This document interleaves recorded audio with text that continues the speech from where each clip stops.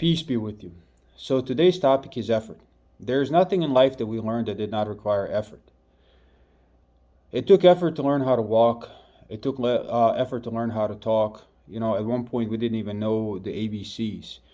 At one point we thought 1 plus 1 was hard. At one point we thought 2 times 2 was hard. At some point, learning how to run, learning how to play a sport, anything. Everything required effort, and faith is no different. As a matter of fact, it is faith that requires the utmost effort. Achieving what God wants us to achieve is the most difficult task in life. There's nothing that compares. I went to school, I went to medical school, I did all these things, and it all required huge amounts of effort. I sat there and I studied for hours on end, and after I studied, I applied that knowledge, and that's how I perfected my trade. And same thing with training, for example. At one point I had a hobby that was jujitsu. At one point I had a hobby that was basketball, and all that required all of it was steep learning curves. All of it required learning something, then applying it. And faith is no different. This is what it's all about. It doesn't come naturally. Faith is not about what we profess. Faith is about what we do. And what we do requires effort and requires constant reflection and constant improvement. And like with anything else in life, you're not good at it right away. There's just no way a person is just going to be good at every commandment that God has commanded us, because some of these things are hard. God commands justice, for example, and that is very, very hard. What are you going to do if your best friend comes to you and says, hey man, I lied about this, I stole about this, and they're going to ask you, and I need you to cover for me. And God says, oh, you who believe, stand firmly for justice, even against yourselves or your parents or your family. Your job, our job, is to be just, even if it's our friend. And that's really hard. It is really hard because you feel like you're betraying your friend. So we're all biased like that toward our family. We're all biased like that toward our friends. So that's very, very hard. And that requires effort. And some of us, unfortunately, are going to fail along this way.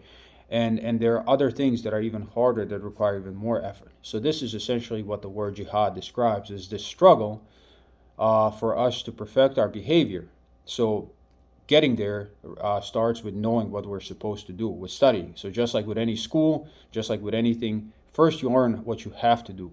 Then you try to put it into practice. And with every failure, you have to continue going, because if you stop at failure, you're never going to get better. So that requires effort, and that's what this is all about.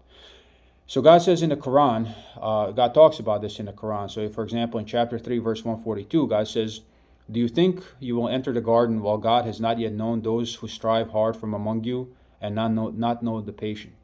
So patience is another one of these things that requires effort. That is probably the hardest one. It is incredibly difficult. But God tells us, you think you're going to enter heaven while you didn't prove yourself? God also says in chapter 17, verse 19, and whoever desires the hereafter, heaven, and strives for it as he ought to strive for it, and he is a believer, their striving shall surely be accepted. Again, you have to remember, if you see little kids trying to walk, they don't give up. They fall, they fall, they fall. They don't give up. They are striving, and they are going to be successful because they are focused on the task and they are trying. They keep doing. They don't stop at failure. So this is why they're successful, and this is why we're all successful, because at some point in our life, we were persistent and patient, and we were not afraid of failure. God also tells us that insan, human being, will have nothing but what they strive for, and this is in chapter 53, verse 39. We have to strive for heaven. And how do you strive toward heaven? Just like with any school, right? You go to school, I went to medical school, so I studied. So first everything starts with studying, and then you put that knowledge into practice, and that is what we call medical practice, as a matter of fact. And this is exactly, I desired to become a physician, so I put in work. Now I desire to become a Muslim, and I have to put at least the same amount of work. And knowing what kind of work I put in before, I know I have to put in a lot more work, or at least the same amount of work. So I know it's a hard thing to do, but I know I can't stop if that's what I want, and that's what this verse says. And then God says in chapter 84, verse 6, O people, surely you must strive to your Lord a hard striving until you meet him. And then the last verse I'll quote is chapter 88, verses 8 and 9. And God says, some faces on that day shall be happy, well pleased because of their striving. So effort is everything. Nothing in life is without effort. And if you see yourself as a Muslim, but you're not struggling, you're not putting in effort, you aren't trying, you think it just comes naturally, chances are you're missing something, because none of this is easy. So, good markers for your progress are how much of the Quran do you know? How much of it have you memorized? How much of it do you say in prayers? Because these are instructions. These aren't some magical prayers. These are instructions of what we're supposed to do. So we have to do these things, and to do them, we have to learn them. So just like in school, you at one point you learn 1 + 1 = 2, and then later on that knowledge came useful when you were trying to solve algebra. So it's the same effort. It's a stepwise process. You have to learn first. You have to study first, and studying is a part of that striving process. And then applying it, which is much harder than actually studying it. So if you're not even studying it, then how do you know? You can't even apply it because you don't know.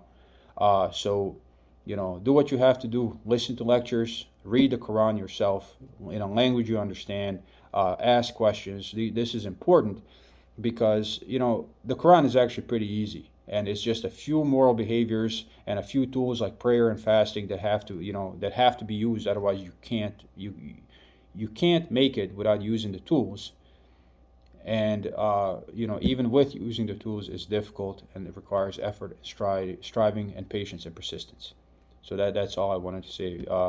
It is this particular Ramadan 2022 is coming to an end soon, and we have shown that we have the discipline that it takes to fast, to get up early, to go to sleep late, to deal with the exhaustion and all of those things. So we can carry this effort forth when it gets easier. It's going to get easier after Ramadan, but that unfortunately means that a lot of people are just going to stop their effort and get complacent, and we shouldn't do that. So that's it.